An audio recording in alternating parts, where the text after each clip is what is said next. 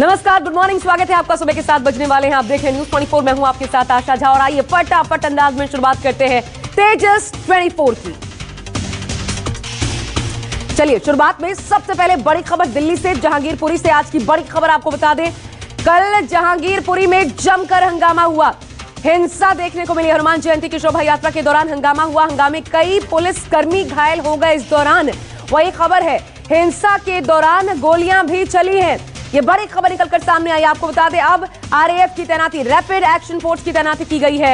इधर उपद्रवियों ने जहांगीरपुर इलाके में गाड़ियों में तोड़फोड़ मचाई, आगजनी भी जमकर की गई। हालांकि अब जहांगीरपुरी में हालात संभाल लिए गए हैं, लेकिन तनाव अब भी बरकरार है।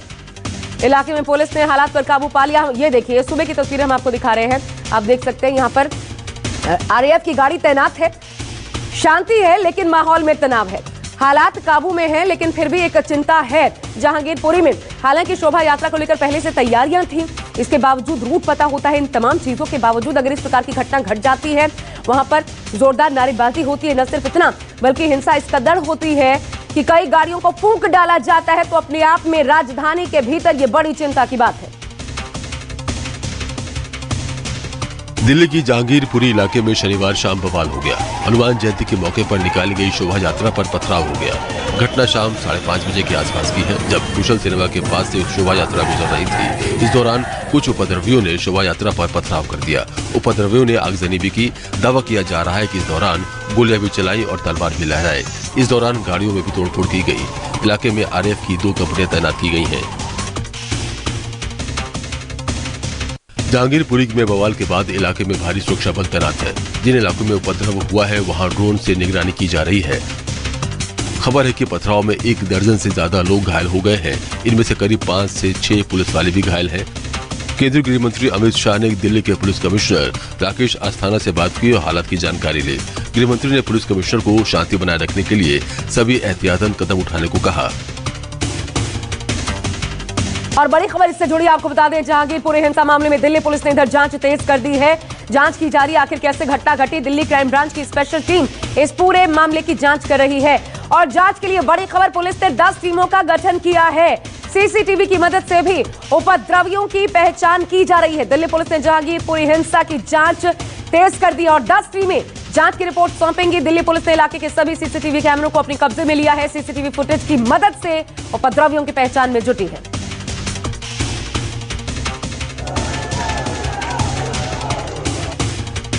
दिल्ली पुलिस की स्पेशल सेल ने जहांगीरपुरी इलाके में हुई हिंसा की जांच शुरू कर दी है। स्पेशल सेल की कई टीमें जहांगीरपुरी इलाके में पहुंच गई हैं। स्पेशल सेल की टीमें सीसीटीवी फुटेज और इलाकों के अपराधियों की लिस्ट खंगाल रही हैं। बवाल के बाद दिल्ली के तमाम संवेदनशील इलाकों में पुलिस तैनात है और हाई अलर्ट पर है। शहर के कई इलाकों में रात भर पुलिस ने आने जाने वालों की चेकिंग की। दरअसल हंगामे के बाद दिल्ली में अफवाहों का बाजार गर्म हो गया है। जानकारी मिली है कि हनुमान जयंती पर जहांगीरपुरी में निकलने वाली ये पारंपरिक शोभा यात्रा थी। शोभा यात्रा के सुरक्षा के लिए पुलिस के जवान भी मौजूद थे, लेकिन कुशल सिनेमा के पास पहुंचते ही शोभा यात्रा पर पत्थरबाजी शुरू हो गई। पत्थरबाजी के बाद भगदड़ मच गई। बवाल की कुछ तस्वीरें सामने आई हैं, जिनमें पुलिसकर्मी हालात को काबू लाने की मशक्कत करते देखे जा सकते हैं। दिल्ली के लेफ्टिनेंट गवर्नर अनिल बैजल ने भी पुलिस से घटना के बारे में जानकारी ली और लोगों से शांति बनाए रखने की अपील की।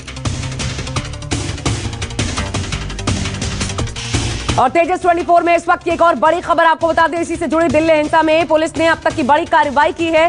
10 लोगों को हिरासत में लिया गया है। कल आपको बता दें, शाम के वक्त जहांगीरपुरी में जुलूस पर पथराव हुआ था। इस मामले में दिल्ली पुलिस ने बड़ी कार्रवाई की और 10 लोगों को हिरासत में लिया गया है, जिनसे पूछताछ के आधार पर आगे कार्रवाई और तेज की जाएगी, क्योंकि 10 टीमों का गठन भी किया गया है, जो इस मामले में तेजी से छानबीन कर रही हैं और जल्द ही आरोपियों को पकड़ा जाएगा। आखिर ये पूरा जो मंजर सा कैसे पेश आया, आखिर हालात कैसे बिगड़े, इसके लिए कौन जिम्मेदार, किस तरीके से इसकी साजिश क्या पहले से रची गई थी, या सब कुछ उस वक्त अचानक हुआ, इन तमाम एंगल्स पर दिल्ली पुलिस छानबीन करने वाली है। और शुरुआती जांच में 10 लोगों को हिरासत में लिया गया है।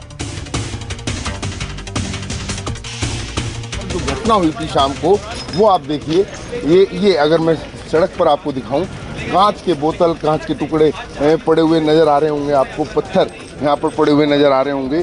जिस समय ये घटना घटी उस समय यहाँ पर शोभा यात्रा निकल रही थी। दरअसल सी ब्लॉक का ये इलाका, यहाँ पर 3 शोभा यात्रा उस समय निकल रही थी जिस समय ये हमला हुआ।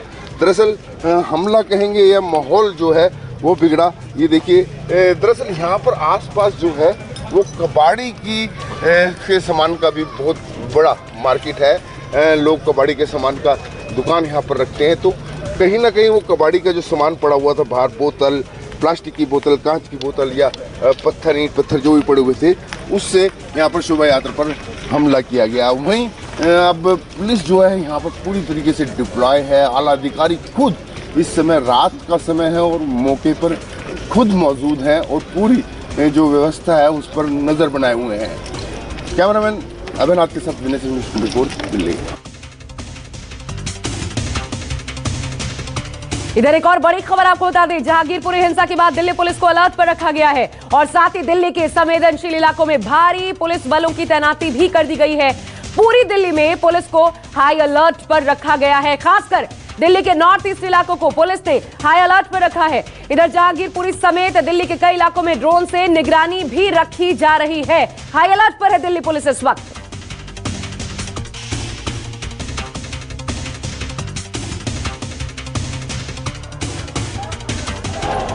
हिंसा के बाद दिल्ली पुलिस कमिश्नर राकेश अस्थाना ने हिंसा के दोषियों पर सख्त कार्रवाई का भरोसा दिलाया है। अस्थाना ने ट्वीट कर कहा कि स्थिति नियंत्रण में है, जहां घटना हुई है वहां हमने फोर्स तैनात कर दी है। इसके साथ ही पूरी दिल्ली के संवेदनशील इलाकों में विशेष तैनाती की गई है। हम दोषियों के खिलाफ सख्त कार्रवाई करेंगे। अस्थाना ने ट्वीट कर कहा कि वरिष्ठ अधिकारियों को फील्ड में रहने और कानून व्यवस्था बनाए रखने के निर्देश दिए गए हैं। जहांगीरपुरी में एक बार फिर से हालात को सामान्य बनाया जा सके, शांतिपूर्ण बनाया जा सके, इसके लिए यहाँ पर भारी संख्या में पुलिस बल तैनात है। और इस वक्त मेरे साथ बात करने के लिए दिल्ली पुलिस के स्पेशल कमिश्नर दीपेंद्र पाठक हैं। सर, इस वक्त किस तरह का माहौल है जहांगीरपुरी में, क्या हालत सामान्य है हम ये मान लें? देखिए, अमन चैन और पीस का माहौल है, पुलिस का मुकम्मल इंतज़ाम है और इफ़ेक्टिव इंतज़ाम है और शांति व्यवस्था कायम है। लोगों से हम कम्युनिकेशन में उनसे बात कर रहे हैं और उनसे हम ये गुजारिश कर रहे हैं किसी भी तरह के अफवाह के ऊपर ध्यान न दें और पुलिस जो एडिक्वेट नंबर में हम यहाँ मौजूद हैं उनकी सुरक्षा के लिए हैं। सर, एक बड़ा सवाल ये आ रहा है कि इस तरह के इनपुट्स पहले भी और कई शहरों में इस तरह की घटनाएं हुई हैं। जब कोई शोभा यात्रा निकल रही है, जुलूस निकल रहा है, उस पर पथराव हुआ, उसके बावजूद इस तरह की घटना हो जाती है, तो क्या लगता है कि दिल्ली पुलिस की कहीं चूक हुई इसमें? यही कारण है कि शोभा यात्रा के साथ पुलिस वाले मौजूद थे और जैसे ही ये शुरू नहीं हुआ कि तुरंत ही उसे काबू किया गया।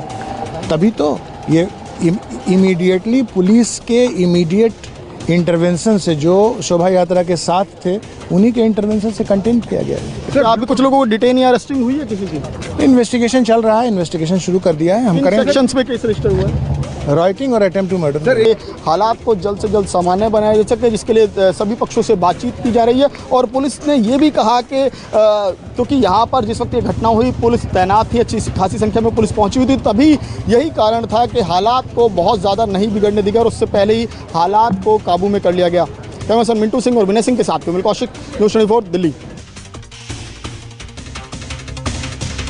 दिल्ली के सीएम अरविंद केजरीवाल ने लोगों से शांति बनाए रखने की अपील की है। सब लोगों को व्यवस्था बनाए रखनी है और अगर ज़रूरत पड़े तो जो एजेंसीज़ हैं, जो पुलिस है, जो सरकारें हैं जिनकी जिम्मेदारी है, दिल्ली में केंद्र सरकार की जिम्मेदारी है, तो केंद्र सरकार दिल्ली में शांति व्यवस्था बनाए रखें। मैं लोगों से भी अपील करता हूं कि इसमें शांति व्यवस्था बनाए रखें।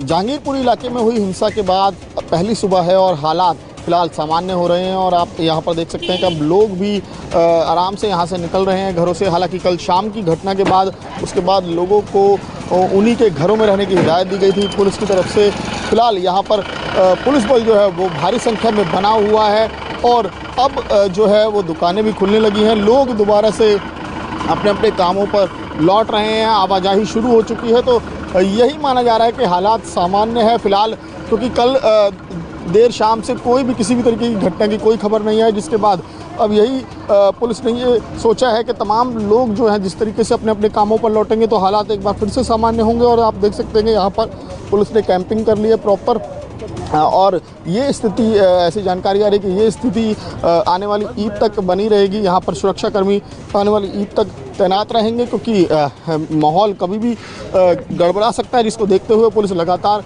एहतियात बरत रही है। और आप खुद सकते हैं कि बड़ी संख्या में अब लोग सुबह से अपने अपने घरों से निकल गए हैं और दुकानें खुलने लगी हैं। तो जाहिर तौर पर जो कोशिश पुलिस की तरफ से की जा रही थी कि हालात को जल्द से जल्द सामान्य बनाया जा सके, वैसा यहाँ पर दिख भी रहा है।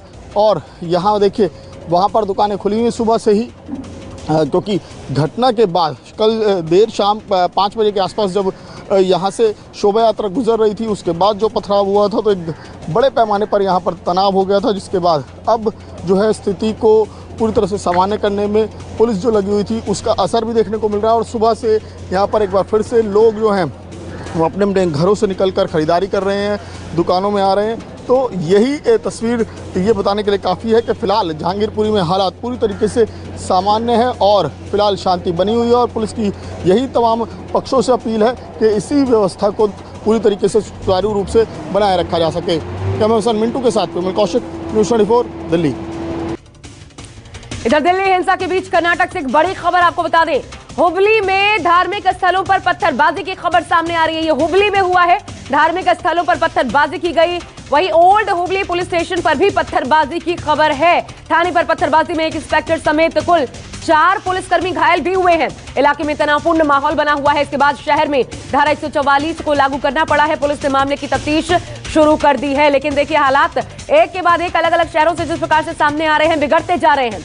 मध्य प्रदेश, गुजरात, यहां तक कि अब राजधानी दिल्ली में इस प्रकार की घटना का घट जाना। और अब कर्नाटक से एक और बड़ी खबर, हुबली में धार्मिक स्थलों पर पत्थरबाजी की खबर। और देखिए कैसे कांच की टूटे हुए, शीशे टूटे हुए ये तस्वीरें सामने आई हैं। पत्थरबाजी की गई, कौन लोग इसके पीछे थे, क्या मकसद था, उपद्रव फैलाना या नुकसान पहुंचाना, इसकी छानबीन शुरू हो चुकी है। पूर्वी दिल्ली के बीजेपी सांसद गौतम गंभीर ने कहा है कि जहांगीरपुर में हुई हिंसा दिल्ली की सोच और दिल्ली के कल्चर के खिलाफ है। साथ ही सांसद गौतम गंभीर ने लोगों से अपने इलाके में शांति बनाए रखने की अपील भी की है। शोभा यात्रा पे हुआ पथराव बड़ा ही दुखदायी है। ये दिल्ली की सोच और दिल्ली के कल्चर के खिलाफ है। मैं सभी से अपील करता हूँ कि शांति बनाए रखिए और दोषियों को कड़ी से कड़ी सजा मिलनी चाहिए। जी ब्लॉक में मेरे सहयोगी विमल कौशिक थे। विमल, क्या क्या चीजें जी ब्लॉक में लोगों ने बताई? जी बिल्कुल, देखिए यहाँ पर ये बताया कि जिस वक्त वहाँ से पथराव शुरू हुआ तो आगे आगे जो शोभा यात्रा में लोग शामिल थे उनकी भीड़ भागी जा रही थी। पीछे पीछे कई उपद्रवी थे जो लगातार पथराव कर रहे थे। और सबसे एक इम्पॉर्टेंट बात देखिए, यहीं पर बिल्कुल चौक, ये पुलिस चौकी बनी हुई है, पुलिस बूथ बना हुआ है। हालांकि पुलिस इस बात को कह रही है कि उस वक्त, क्योंकि घटना के वक्त काफ़ी संख्या में पुलिस थी, इसीलिए हालात को तुरंत काबू में कर लिया। लेकिन सवाल वही खड़ा होता है कि जब इस तरह की घटनाएं कई शहरों में हो चुकी हैं लगातार, उसके बावजूद अगर इस तरह की घटना एक शोभा यात्रा में होती है तो क्या प्रॉपर पुलिस का अरेंजमेंट नहीं था, क्या वहाँ पर ये कह सकते हैं कि इनपुट नहीं था? घटना होना तो क्या पुलिस की लापरवाही मानेंगे कि हम इसे पुलिस की लापरवाही नहीं? देखिए, पुलिस के आला अधिकारी, देखिए जाहिर तौर पर कहीं ना कहीं लापरवाही तो है। तीनों शोभा यात्रा की परमिशन थी पुलिस की? बिल्कुल परमिशन थी। 3 शोभा यात्रा सुबह से 2 निकल चुकी थी और ये भी लगभग निकल ही चुकी थी। 5 बजे से ये शोभा यात्रा शुरू हुई थी, 6 साढ़े 6 खत्म हो जानी थी। तो ऑलमोस्ट ये जानकारी मिली कि शोभा यात्रा का बिल्कुल आखिरी छोर चल रहा था जिस वक्त ये पूरी घटना हुई। और उसके बाद माहौल इतना गड़बड़ा गया कि दोनों तरफ से पथराव शुरू। और यहाँ पर जगह जगह आपको ये निशानियां दिख रही होंगी, देखिए जगह जगह यहाँ पर पत्थर पड़े हुए, टूटे हुए जगह पड़े हैं। और आगे ही बिल्कुल एक बाइक भी बिल्कुल जली अवस्था में पड़ी हुई है। तो ये भी, और सबसे बड़ी बात यहाँ पर फायरिंग भी हुई है जिसमें करीब पुलिस कर्मियों को भी गोली लगने की बात आ रही है। तो नहीं, लेकिन पुलिस ने अभी इसकी पुष्टि नहीं की है कि कोई फायरिंग हुई है यहाँ पर, या किसी ने? बिल्कुल पुलिस ने जानकारी दी है कि फायरिंग हुई है, लेकिन फायरिंग कैसे हुई है, किस तरीके से हुई है, इसकी अभी तक कोई जानकारी नहीं है। हालांकि पुलिस लगातार, जो क्योंकि पूरे इलाके में सीसीटीवी कैमरे जगह जगह लगे हों, उनके जरिए पहचान करने की कोशिश कर रही है कि कौन लोग उपद्रवी इस घटना के पीछे थे, किन्होंने फायरिंग की। तो बड़ा सवाल ये भी है, पुलिस की तरफ से टीयर गैस शेल्स काफ़ी छोड़े गए क्योंकि भीड़ को तितर बितर करना था। तो आप खुद देख सकते हैं कि किस तरीके से करीब 1 घंटे वो जो माहौल था वो बेहद तनावपूर्ण था। हालांकि कितने लोग तकरीबन इसमें घायल हुए हैं, कुछ अंदाजा है? देखिए, जो जानकारी मिली है 6 के आसपास पुलिसकर्मी हैं और 3 से 4 जो जनरल पब्लिक है जो शोभा यात्रा में शामिल थे वो लोग घायल बताए रहे। लेकिन कई लोग ऐसे भी थे जिन्हें चोटें लगी लेकिन वो हॉस्पिटल नहीं गए डर के मारे या फिर अपने घरों को चले गए। तो उनकी उम्मीद है कि शायद पुलिस को कि जब जगह जगह संपर्क करेगी, जानकारी निकालेगी, तब कुछ और लोग सामने आ सकते हैं। लेकिन फिलहाल यही है, जो पुलिस का आंकड़ा है वो 7 से 8 लोगों का, जिसमें पुलिसकर्मी भी शामिल है। जहांगीरपुर में आज जहाँ दिन में शोभा यात्रा निकली थी उस समय मैं वहाँ पर हूँ। इसका बल मैं दिखाने की कोशिश कर रहा हूँ। पुलिस पूरी स्थिति अंडर कंट्रोल में है। और सबसे बड़ी बात, आला अधिकारी खुद मौके पर इस समय भी मौजूद है और पूरी स्थिति पर नजर बनाए हुए हैं। सामने देखिए आप एसीपी, स्पेशल सीपी दीपेंद्र पाठक यहाँ पर खुद मौजूद हैं और पूरी स्थिति पर नजर बनाए हुए हैं। और दूसरी तरफ अगर मैं आपको दिखाऊं, भारी जो पुलिस बल है, जो सीआरपीएफ है, भारी तादाद में यहाँ पर बुला ली गई है। वहीं दूसरी तरफ चारों तरफ से ये जो रास्ता है सी ब्लॉक का, जहांगीरपुरी सी ब्लॉक का रास्ता है। और ये अगर आप दिखाऊं, मैं इस तरफ आपको दिखाऊं, ये देखिए चारों तरफ से बैरिकेड्स लगा दिए गए हैं, पूरा रोक दिया गया है कि इस तरफ कोई ना आएगा ना जाएगा। दरअसल दिन में जब जिसमें शोभा यात्रा निकल रही थी, उस समय कुछ लोगों ने, उपद्रवी लोगों ने ये माहौल बिगाड़ने की कोशिश की, लेकिन समय रहते पुलिस ने पहुंचकर यहाँ पर पूरी स्थिति को कंट्रोल में कर लिया है। कैमरामैन अभिनाथ के साथ न्यूज़ 24 दिल्ली। जहांगीरपुरी में खराब हुए माहौल को सामान्य करने और स्थिति शांतिपूर्ण करने के लिए पुलिस अब कर रही है फ्लैग मार्च। इस वक्त मैं जो जी ब्लॉक का चौक है जहांगीरपुरी के, उसी चौक पर मौजूद हूँ और यहाँ पर भारी संख्या में पुलिस बल मौजूद है जो अब जगह जगह पर फ्लैग मार्च कर रहे हैं। हर ब्लॉक में, हर इलाके में लगातार पुलिस का फ्लैग मार्च चल रहा है क्योंकि स्थिति जो है वो ख़राब ना होने पाए दोबारा। और कई असामाजिक तत्व तो ऐसे में सक्रिय हो जाते हैं जो माहौल को ख़राब करने की लगातार कोशिशें करते हैं। तो पुलिस की कोशिश यही है कि जल्द से जल्द इस माहौल को शांतिपूर्ण तरीके से एक बार फिर से बहाल किया जाए और लोगों से भी लगातार शांति बरतने की अपील की जा रही है और किसी भी अफवाह पर ध्यान न देने की भी अपील की जा रही है। तो जाहिर तौर पर एक बार माहौल ख़राब हो गया तो फिर संभालना काफ़ी भारी पड़ जाएगा। तो इसीलिए पुलिस की कोशिश यही है कि माहौल को जल्द से जल्द सामान्य बनाया जा सके। कैमरा पर्सन मिंटू के साथ पिमल कौशिक, न्यूज़ 24 दिल्ली। बीजेपी सांसद मनोज तिवारी ने जहांगीरपुरी हिंसा की जांच कराकर दोषियों को सख्त सजा देने की मांग की है। घटनाएं जो हैं ये अचानक नहीं हुई हैं, साजिश के तहत हो रही हैं। पुलिस तत्काल इसकी जांच करे और दोषियों को सख्त से सख्त सजा हो। जो लोग दिल्ली में साजिश के तहत हिंसा फैलाना चाहते हैं, ऐसे लोगों की कड़ी जांच होनी चाहिए। रात के करीब 1 बजे हैं और इस वक्त मैं मौजूद हूं जहांगीरपुरी के सी ब्लॉक के पास और आप देख सकते हैं कि जहांगीरपुरी इलाके में उपद्रव के बाद माहौल को सामान्य बनाया जा सके, इसके लिए पुलिस किस तरीके से जगह जगह चप्पे चप्पे पर तैनात है। दिल्ली पुलिस के अलावा पैरामिलिट्री फोर्सेस के जवान, आरएएफ, रैपिड एक्शन फोर्स भी तैनात है। और सबसे बड़ी बात कि तमाम लोग जो हैं उनको बिल्कुल फ़िलहाल घरों में ही रहने की हिदायत दी गई है। और तमाम जो गलियां हैं जहांगीरपुरी, क्योंकि अलग अलग ब्लॉक्स हैं और हर ब्लॉक में कई गलियां हैं, तमाम गलियों पर, हर गली के कोने पर जो है वो सुरक्षाकर्मी तैनात हैं और हर ब्लॉक में यही माहौल है।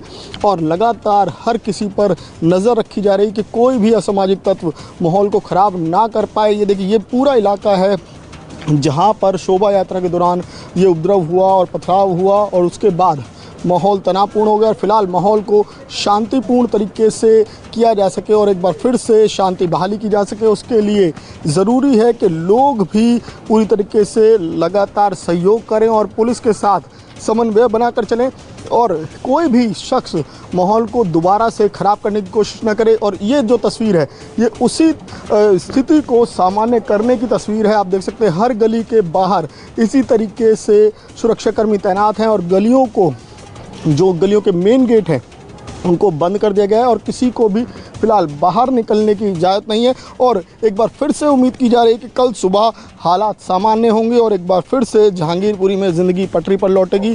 कोशिश यही है, तमाम जो दोनों पक्ष हैं, दोनों पक्ष के जो जिम्मेदार लोग हैं उनसे भी लगातार बातचीत की जा रही है और यही कोशिश है कि जल्द से जल्द हालात को एक बार फिर से सामान्य बनाया जा सके। कैमरा पर्सन मिंटू सिंह के साथ पिमल कौशिक, न्यूज़ 24 दिल्ली।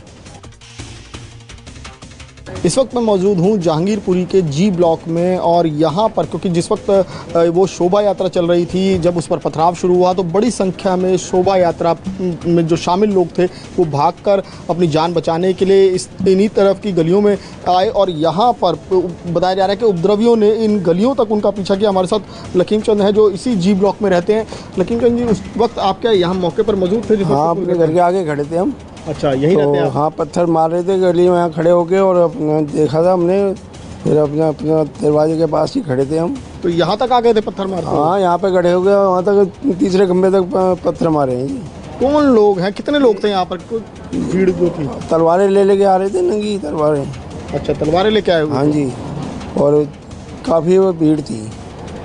अच्छा, कि क्या कोई और भी हथियार थे उनके हाथों में? क्योंकि ऐसी भी जानकारी है कि गोलियां भी चली हैं यहाँ पर। गोली चली है, उधर चली है कुशल के पास। अच्छा, हाँ जी।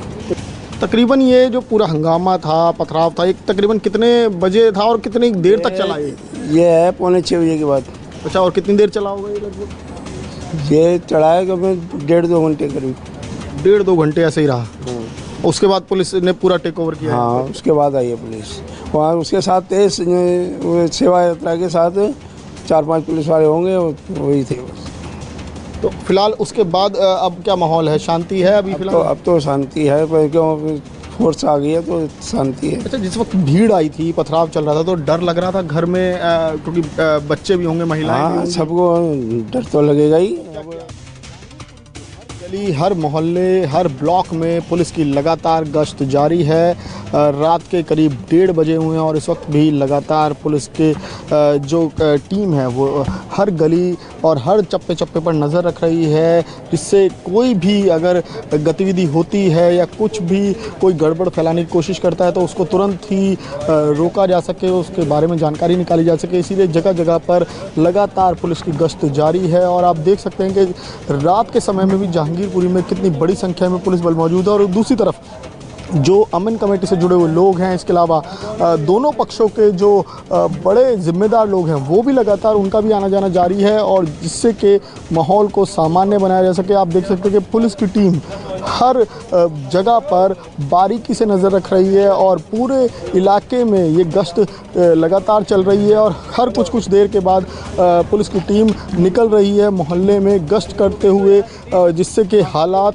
पर पूरी तरह से नज़र बनाई जा सके। और आप देख सकते हैं कि बड़ी संख्या में यहाँ पर, क्योंकि जिस वक्त माहौल गरमाया, माहौल गर्म हुआ, उसके बाद से ही पुलिस की यहाँ पर मौजूदगी, और पुलिस अब यहाँ पर कैंपिंग करने का मन बना चुकी है। और अगले कुछ दिनों में पुलिस के इंतज़ाम इस इलाके में इसी तरीके से नज़र आएंगे, और इसी बीच कोई भी शख्स माहौल ना ख़राब कर पाए, उसको लेकर भी पुलिस लगातार अपनी नज़र बनाए हुए है। कैमरा पर्सन मिंटू सिंह के साथ में कौशिक, न्यूज़ 24 दिल्ली।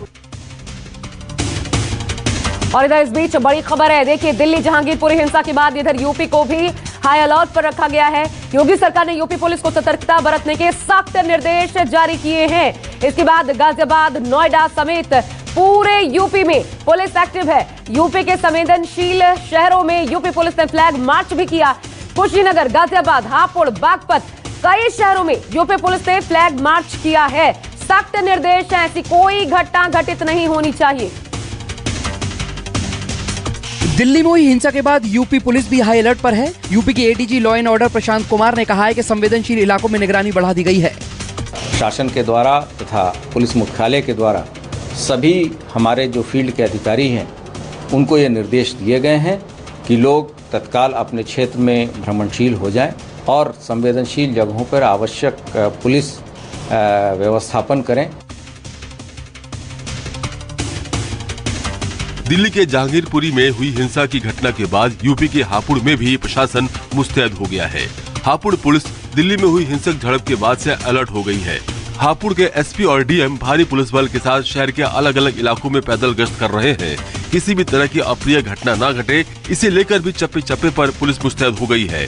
जगह जगह भारी पुलिस बलों की तैनाती की गई है। दिल्ली में जहांगीरपुरी में मचे बवाल के बाद गौतम बुद्ध नगर पुलिस भी हाई अलर्ट मोड में आ गई है। पुलिस जगह जगह सघन चेकिंग और पेट्रोलिंग कर रही है। पुलिस के आला अधिकारी भारी पुलिस बल के साथ सड़क पर पैदल मार्च निकाल रही हैं। पुलिस अधिकारियों को खास दिशा निर्देश जारी कर दिए गए हैं। पुलिस आम लोगों से भी शांति बनाए रखने की अपील कर रही है। पुलिस ने लोगों से अपील की है कि बवाल से संबंधित कोई भी घटना सामने आती है तो तुरंत जल्द से जल्द सूचना दें।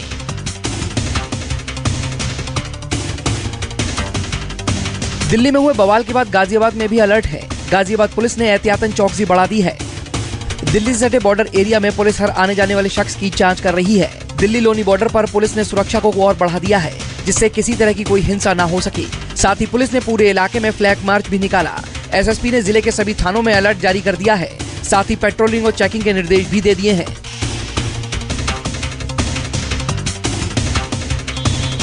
यूपी के बुलंदशहर में भी हाई अलर्ट जारी कर दिया गया है। बुलंदशहर के Khurja DM, SDM, city magistrate, SSP और एसपी की अगुवाई में फ्लैग मार्च निकाला गया। किसी भी अप्रिय घटना के मद्देनजर चप्पे चप्पे पर भारी पुलिस बल तैनात है। पुलिस ने लोगों से शांति बनाए रखने की अपील की है। दिल्ली के जहांगीरपुरी में हनुमान जयंती के मौके पर जुलूस के दौरान जमकर पत्थरबाजी हुई थी, जिसके बाद बुलंदशहर में भी पुलिस मुस्तैद हो गई है।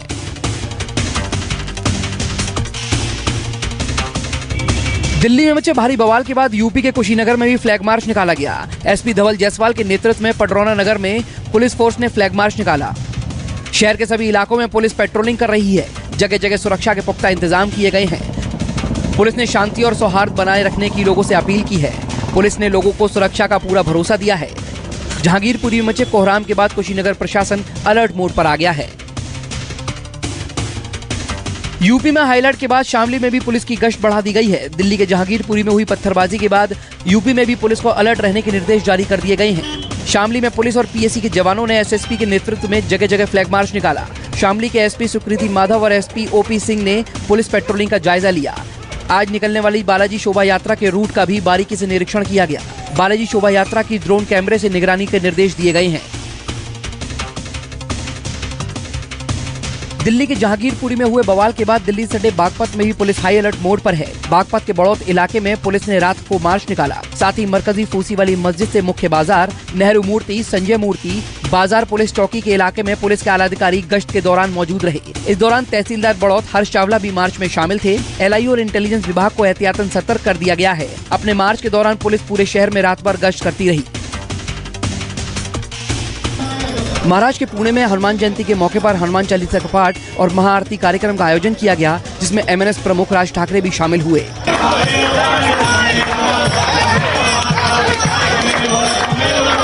महाआरती में राज ठाकरे ने भी हिस्सा लिया।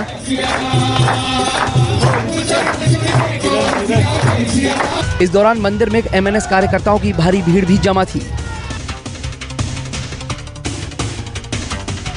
हनुमान जयंती के खास मौके पर एमएनएस अध्यक्ष राज ठाकरे को पुणे में हनुमान चालीसा का पाठ करते देखा गया। जिस वक्त राज ठाकरे मंदिर पहुंचे, उस वक्त मंदिर में एमएनएस कार्यकर्ताओं का हुजूम उमड़ा हुआ था। जैसे ही एमएनएस अध्यक्ष राज ठाकरे मंदिर पहुंचे, उनकी गाड़ी पर फूलों की बारिश कर उनका स्वागत किया गया। हनुमान जयंती के मौके पर मंदिर के अंदर पहले से ही भजन कीर्तन गाया जा रहा था।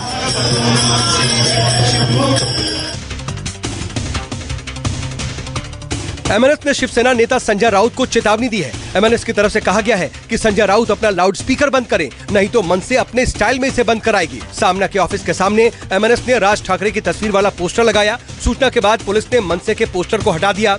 शिवसेना नेता और राज्यसभा सांसद संजय राउत ने एमएनएस चीफ राज ठाकरे को ओवैसी बताया था। राउत ने कहा था कि जो काम यूपी में बीजेपी के लिए ओवैसी करते हैं, वही काम महाराष्ट्र में बीजेपी के लिए राज ठाकरे करेंगे। कर्नाटक के हुबली में हनुमान जयंती के अवसर पर शोभा यात्रा में लोगों की भारी भीड़ देखी गई। इस मौके पर भक्तों में भारी उत्साह देखने को मिला। हनुमान जयंती पर श्रद्धालु अपने आराध्य की भक्ति में सराबोर दिखे। हजारों की संख्या में हनुमान भक्त डीजे और गाने पर थिरकते दिखे। चारों तरफ भव्य लाइटिंग भी की गई थी। हनुमान जयंती पर हुबली में बजरंगबली की भव्य शोभा यात्रा निकाली गई, जिसे देखने के लिए सड़कों पर लोगों का भारी हुजूम उमड़ा हुआ था। हनुमान जयंती पर भोपाल में अमन और भाईचारे की अनोखी मिसाल देखने को मिली है।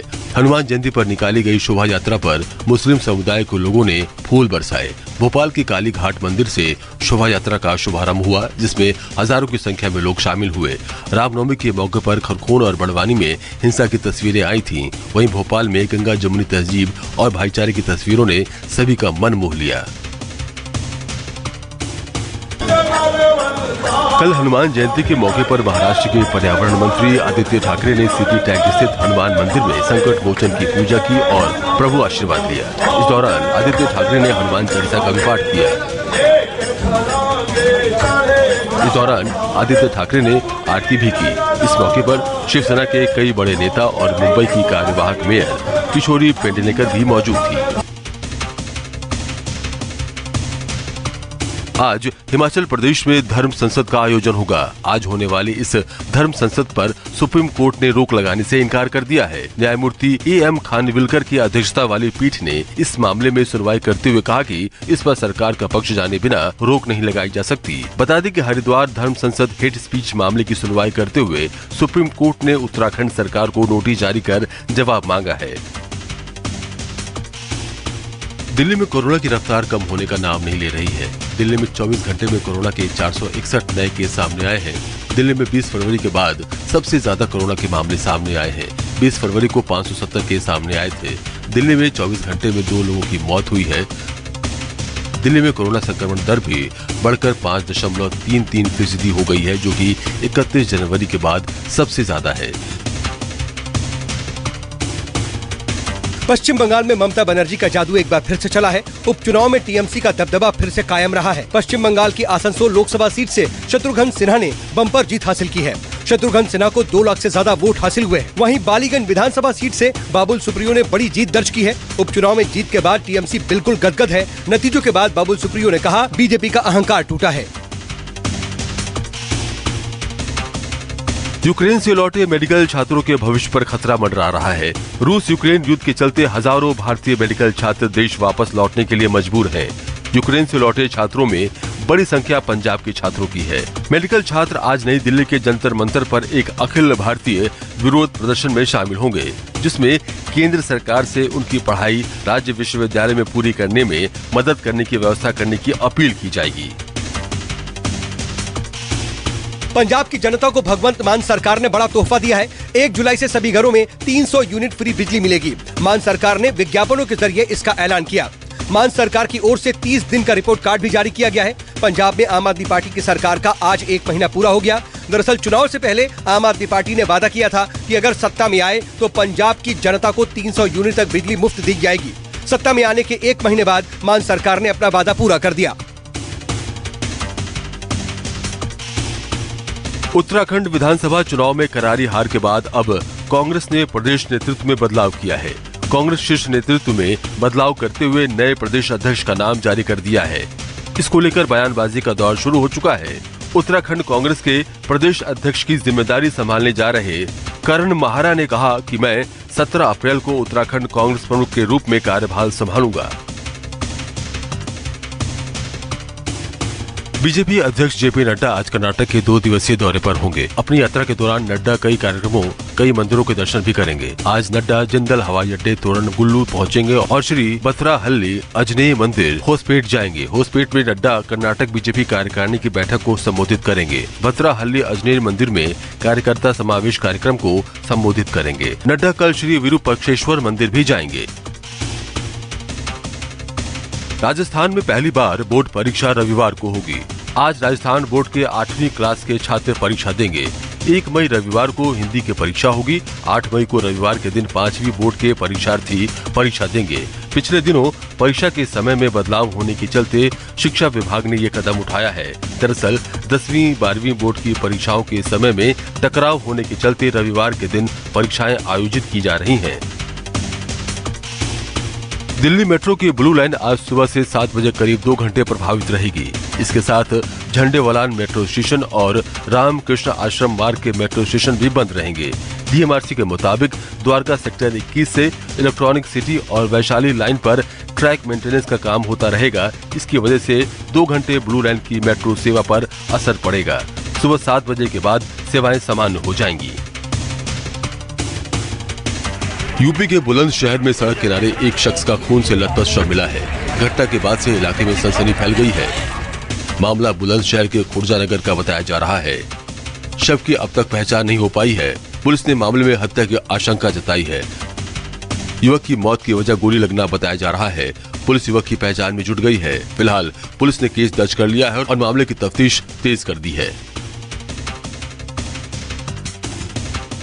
अयोध्या धाम की 84 कोसी परिक्रमा आज से शुरू होगी। ये परिक्रमा 5 जिलों बस्ती, अयोध्या, अम्बेडकर नगर, गोंडा, बाराबंकी से होकर गुजरती है। इसका समापन 8 मई को अयोध्या में होगा। इस बार ये परिक्रमा 2 साल बाद निकाली जा रही है। साल 2020 और 2021 में 84 कोसी परिक्रमा कोरोना संक्रमण के चलते नहीं निकाली जा सकी थी। वहीं जिलाधिकारी ने तहसीलवार मजिस्ट्रेट की तैनाती भी कर दी है। महंगाई की मार ने पूरे देश को परेशान कर रखा है। हालात ऐसे हैं कि नींबू अब शादियों में गिफ्ट किया जाने लगा है। राजकोट में दूल्हे के हल्दी की रस्म में लोगों ने नींबू गिफ्ट किया। गर्मी बढ़ते ही नींबू का दाम 220 रुपए किलो तक पहुंच गया है। मंडी में नींबू 200 से 220 रुपए किलो तक बिक चुका है। गर्मी में आमतौर पर घरों में इस्तेमाल होने वाले नींबू की मांग बढ़ने से इसके दामों में उछाल आया है।